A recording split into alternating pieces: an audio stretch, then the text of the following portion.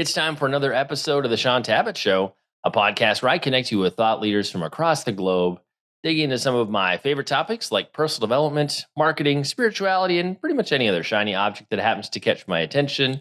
Today, my special guests are Jonathan Hainsworth and Christine Ward-Agius, and we're going to be discussing their brand new book, The Escape of Jack the Ripper, The Truth About the Cover-Up and His Flight from Justice. Jonathan and Christine, it is truly an honor. Welcome to the show. Thank you so much for having us. Thank you, Mr. Tabatt. Well, let's kick this off by having you share a bit of your origin stories. I always like to give an opportunity before we get into the book for the listeners, the viewers, to get to know you. So for all of us meeting you for the first time, share a few things that we absolutely need to know about you. I'm a high school teacher of history in Adelaide, South Australia.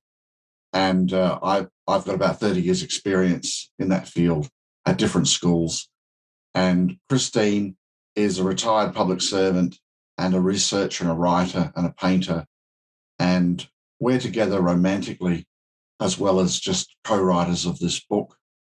And the way we got into it was because about 10 years ago, I was just teaching a bit of British Empire history to a senior class. And I thought I would do something a little bit different. I would lead in with the Jack the Ripper murders because it's a true crime story and students are often interested in that sort of thing. And lots of people are of any age. And I just expected to go one lesson. And that would be that.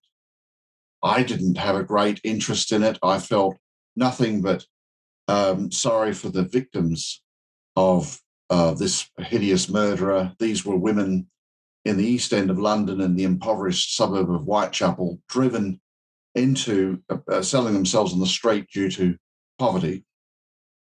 And they were dispatched over the course of an autumn in 1888 by some maniac. And I thought, well, since he doesn't know his victims, it's no surprise that Scotland Yard and 300 police couldn't catch him, because it's an era before fingerprint identification, and it's even an era before blood type differentiation.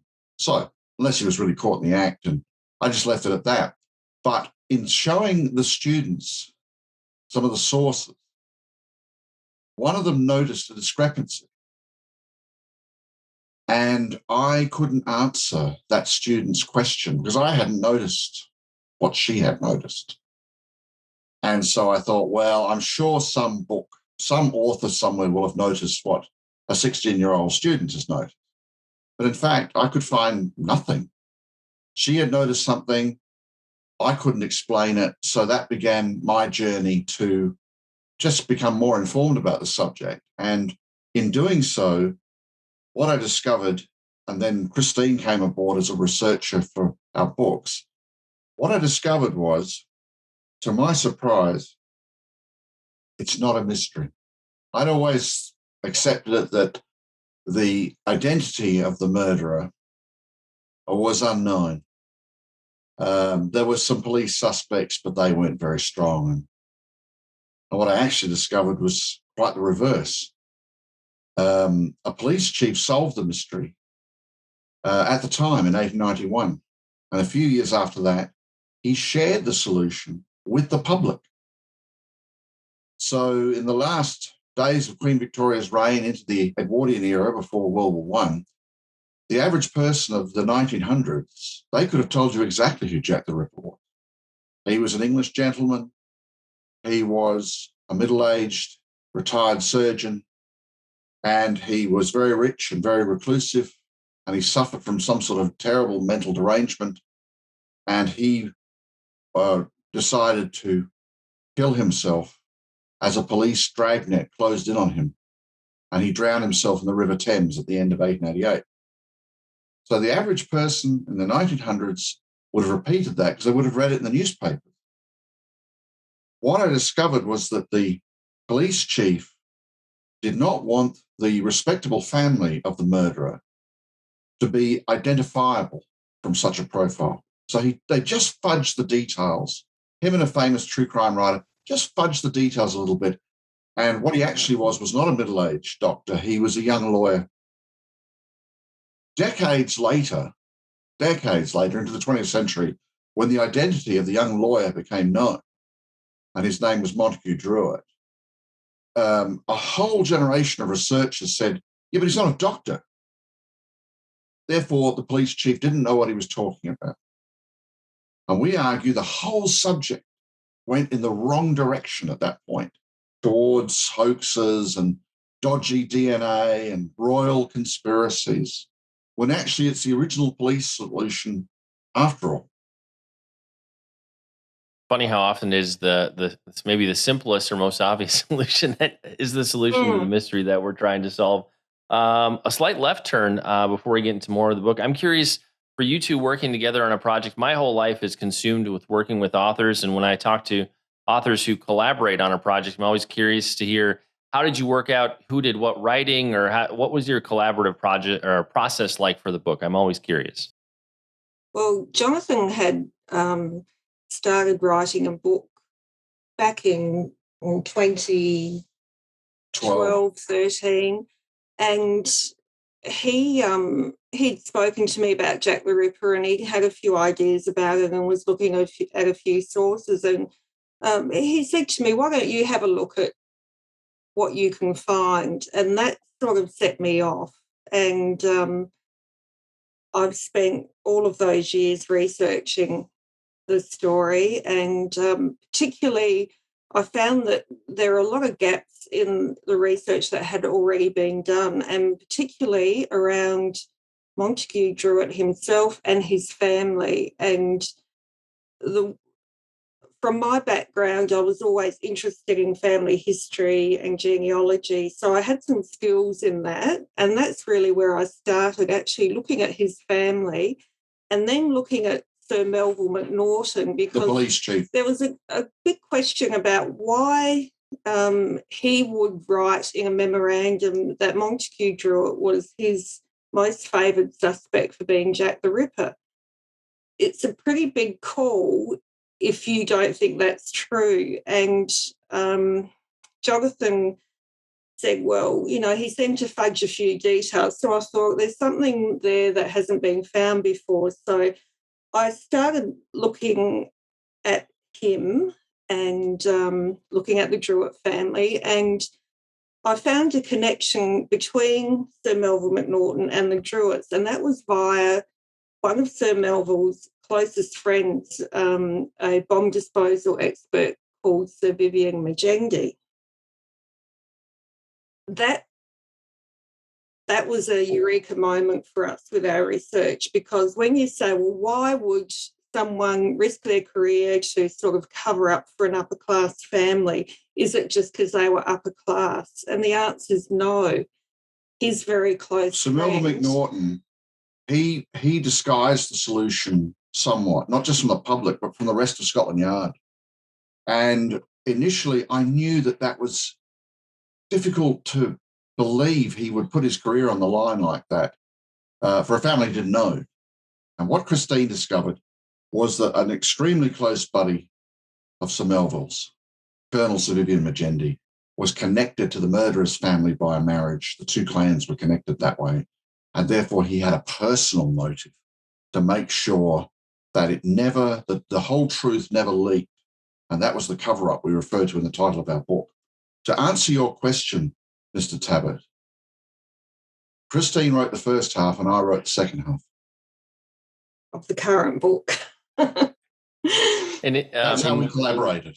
We stayed away from each other. We know what we know our strong points, and Jonathan's extremely good with all the sources, but my strength is probably in the family history and just researching a lot of details about Montague Druitt, because in himself, there is a lot to find about him, because he was featured in newspapers and he had a legal career. So he's someone that we could find things out about that hadn't been found out before. She found sources that really should have been found 20, 30, 40, 50 years ago.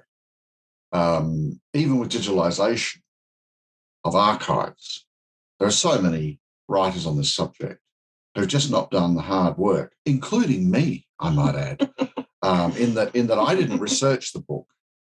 She provided the sources and we interpreted them together. And what she found was just extraordinary, we think, and makes it a whole new story for people who think Jack the Ripper are a bit sick of that. But this is so new that it's like reading about an entirely new case altogether. And I'll just say that it's also Christine who did the murders. I didn't personally. No, we're not saying she is the murderer. But she wrote those, and I wrote the aftermath of the cover-up. And I'm curious, in terms of sources, were you looking at personal correspondence, newspaper clippings? Like, what are the sources you were able to dive into that either other researchers and writers either just didn't take the time, didn't have access? Like, what were some of the unique places you made discoveries in for this project? Well, we live in Australia, and we went to the United Kingdom 3 times in the course of our research over quite a few years. And an important archive that we researched into was the West Sussex Archive in Chichester, and that holds what's called the Druitt Papers. And it's a collection of letters from the Druitt family. Mainly from the family of Montague's auntie and uncle, who he was very close to, but because his uncle was the eldest in the family, there's letters from all of the Druitt family that are held there. So that was a really important thing that we used, and it meant reading hundreds of letters in Victorian handwriting, which they can take a long time. There were researchers who had looked at some of those letters, and what they were looking for was, my cousin's Jack the Ripper. Right. And they didn't find that, so they said there's nothing in the letters. But we knew that any such letter would have long ago been destroyed because the family were desperate never to be identified. So, in theory, there might not be anything left.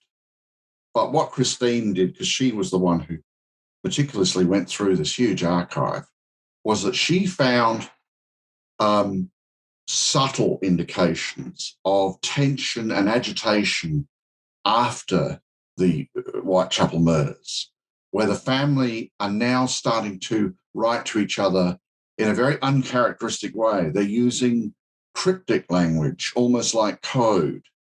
And there are references to certain addresses that are not their addresses, but which match certain people at Scotland Yard and who are connected to Scotland Yard. So it's like if you imagine a black hole in space. You can't see the black hole, but you can see star systems swirling around it, being sucked into its gravitational pull. And that's what we found in the letters. Most crucially, a connection between a member of Parliament who was beginning to leak the story in 1891, and no one had ever connected that particular member of Parliament to Montague Druitt's aunt. But there was his name in one of her little address books that had just been sitting there, gathering dust, long neglected for a century. And Christine found that. And in terms of Montague Druitt and these murders, was there something in his upbringing, something that marked him, that propelled or pushed him in this direction? Well, again, it's Christine's research. She found something that, again, other researchers should have, if they just were consistent about it, they would have found it too. There were sources that showed that he was a successful defense lawyer. And he even made money from that job, which was quite hard to do because often the clients had no money. But he left quite a substantial estate once he took his own life in the River Thames. Anyway, that was known by now, that he was a successful barrister. But what Christine found, which becomes the first chapter of our book, actually, is that Montague had himself defended a murderer in court. And he had tried to convince the jury that his client was innocent by blaming, as defense lawyers are wont to do, somebody else. And he blamed a woman driven into prostitution by poverty. And he lost that case. On the other hand, he seems to have been so hostile towards this innocent person that the townspeople turned against her and she had to leave town.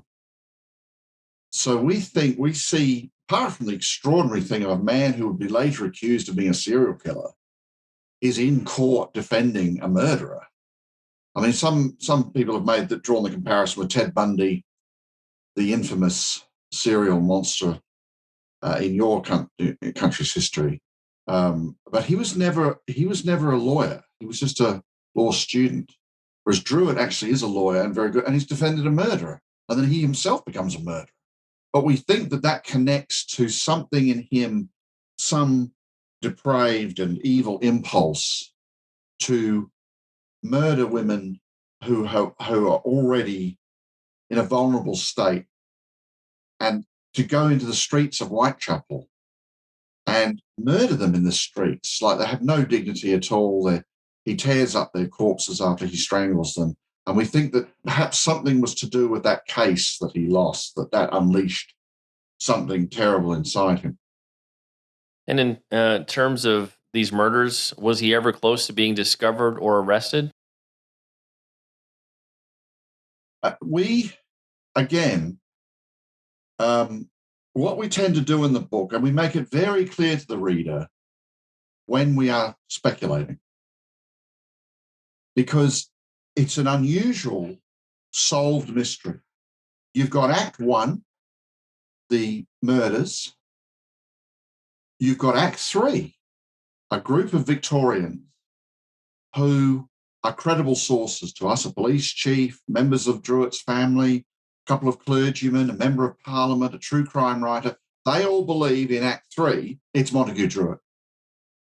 He was Jack the Ripper, a gentleman above suspicion. What's missing from the story that we've tried to reverse engineer and recreate for our readers is the second act. How did they discover this double life of Montague, and what did they do about it initially? Okay. Now, again, we think that what the sources point very strongly towards is that he was arrested in Whitechapel on the night that 2 women were killed by him. And he was able to bluff his way to freedom, even though he had bloodstains on him, because he was Montague Druitt. And the first thing they would have said to him is,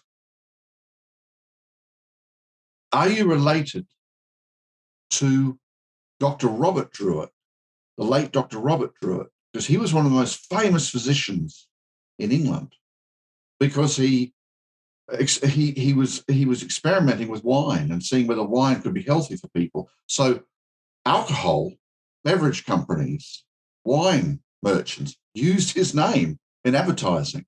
He was known by working class people, middle class people, and upper class people. Dr. Druitt recommends this wine. So they would have said, are you related to Dr. Druitt? And he would have said, I'm his nephew. And they probably let him go at that point with an apology for having detained him. And we think that that's why later on there's agitation in the sources about, well, we should have got him in 1888, but we only learned of his culpability in these murders a few years after he was deceased. And there's one murder, the murder of Alice Mackenzie, that occurs after Druitt's death. Is there a connection there in terms of people trying to lead folks down a different path in terms of whether or not Druitt was the murderer? There's actually about a dozen murders between 1888 and 1891 of so-called fallen women in the East End. And once the press, it's actually a couple of journalists who create a hoax letter which coins the name Jack the Ripper. That's not from the murderer. They just simply ascribed it to any murder of a fallen woman in that area, in that dreadful slum. And so after Druitt kills himself, as the police chief admitted in his memoirs, there's about 3 or 4 murders after his death, which at the time was ascribed to Jack the Ripper. And he admits in his memoir, the police chief, Sir Melvin Macnaughton, that Well, we didn't know then.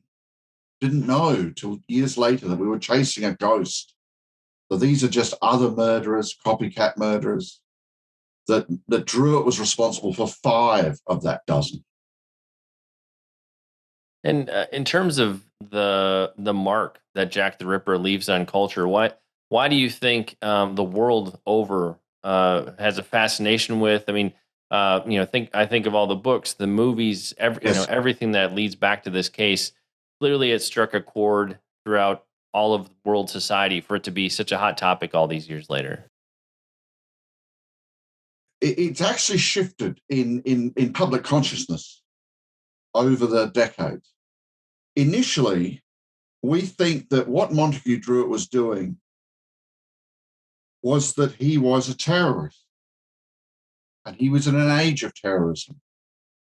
Colonel Sir Vivian Magendie, the close friend of Sir Melville Macnaghten, the police chief, who was Magendie is married into the Druitt clan by a relation.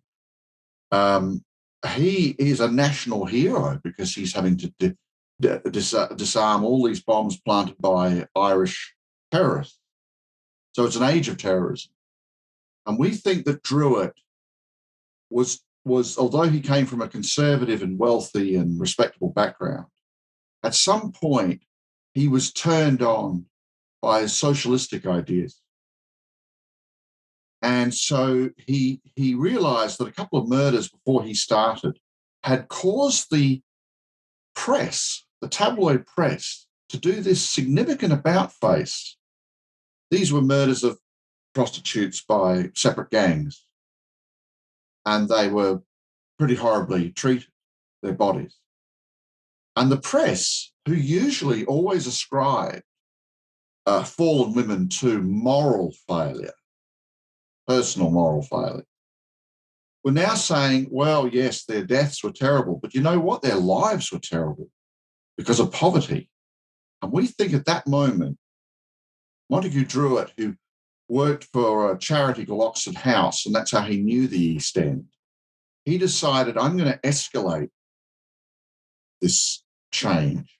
I'm going to murder fallen women in the street with their bodies torn open, because I'm going to shame the ruling class into doing something about systemic poverty. So in his mind, like many terrorists through history, terrorists today, they don't write any manifestos like the Unabomber. They don't send demands to the police or the establishment or the government. It's just in their head that they think they're on this grand mission, when really their motive is sick and evil and the need to kill people. But you know what I'm getting at, that whole approach of, no, I'm a good person. What I do is terrible, but it has to be done for the greater good. So he's really like Jack the Socialist.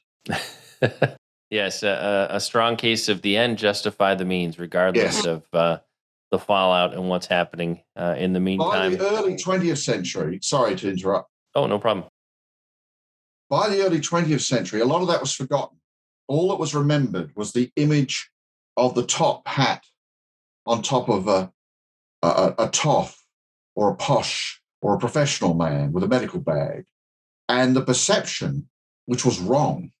Oh, well, it was never solved, Police never solved it because the people who knew the truth had died just after World War I. And then in the early 30s, there were new researchers, a new generation of researchers, and they said there's all this talk about the drowned doctor. Let's find out who he was. Must be registered somewhere. Well, they couldn't find him because, of course, he's really a drowned lawyer. And so they thought, well, it must all just be a myth, bit of propaganda by Scotland Yard. And the whole thing went in the wrong direction. He was never caught. He was never identified. Let's see if we can do it. And then you get book after book. And we're not claiming to have solved it. We're saying it was solved. And we're simply rediscovering that solution. And in terms of the reader's journey with the book, they get to that last page How do you hope you've impacted them? What's the takeaway, the thing you really want them to either remember or to have captured over their journey with the book? That's a good question, isn't it? I think from my point of view, I hope that they have been taken into Whitechapel. I hope they feel that they've been there and they've looked around and they've understood what was going on there, because there's a lot of issues that are even relevant today. I think a lot of people will read this book and think, even though that was over 100 years ago, we're still worrying about the same issues and we're still dealing with the same issues. There were lots of charity groups, lots of church people down there trying to make a difference, and there was a lot of problems with alcoholics and poverty and children in a terrible situation of poor health, and sanitation was bad. So there's a lot of issues just in that I think people will think about and think, gee, the more things change, the more they stay the same, because we are still dealing with those issues today. And then there's the story of Jack the Ripper. So I hope, and I think it is a book that has got lots of aspects for different people that they will find more interesting than others. And people that have given us feedback, we've found that different people have different parts of that story have really struck them. One of which is that it's also about a family, a high-achieving family. They're not a lazy family. These are men who are all trying to do things in the professions in law and medicine and in the military. And then they discover that one of their own is the most notorious murderer in Britain. And they think, right, if this gets out, we are all ruined. Our name is ruined. Reputation is all in our society. So there's a wonderful, we think, sub-story in the book where they, at great expense, they try to put Montague in a French asylum. And it just backfires immediately, because one of the nurses can speak English and knows that he's confessing to being the Ripper, and they have to extract him from that asylum and bring him back to London. There are just, we think, a lot of that sort of things that people can relate to about a family in crisis. What do we do? And then when he's dead, they still are under tremendous pressure because they're terrified that somebody will be arrested for the murders their Montague committed and could end up being hung for it. And they're trying desperately to contact the authorities without giving their name. Look, he's dead. You don't need to worry about Jack the Ripper. And we think that's a story that's never been told before, and people find it quite fascinating. And in terms of people wanting to connect with you guys, find out more about the book, where do we discover you on the web? We have a website, so it's hainsworthward-agius.com. That's probably the best way to find us and find the book and information about it. So have a look. We also have a Facebook page. So, or they can go to Regnery, Regnery History, and order it from the publisher. Or it could be in their local bookshop. Yes. I think you could probably find this in a Barnes & Noble or two across the states right now. But like we do with every episode, we'll make it easy. We'll have links in the show notes, places where you can connect with the authors and pick up your very own copy of this new book as well. It's time to bring this episode of the Shaun Tabatt Show to a close. Many thanks for being a part of my conversation with Jonathan Hainsworth and Christine Ward-Agius. Once again, our book today was The Escape of Jack the Ripper, the truth about the cover-up and his flight from justice. Again, available on Amazon, wherever great books are sold. You can pick it up in person. You can order it online. And Jonathan and Christina, I just want to say thank you so much for sharing with us today. It's been an honor to have you on the show. Thank you. Thank you, Mr. Tabatt. Thank you very much.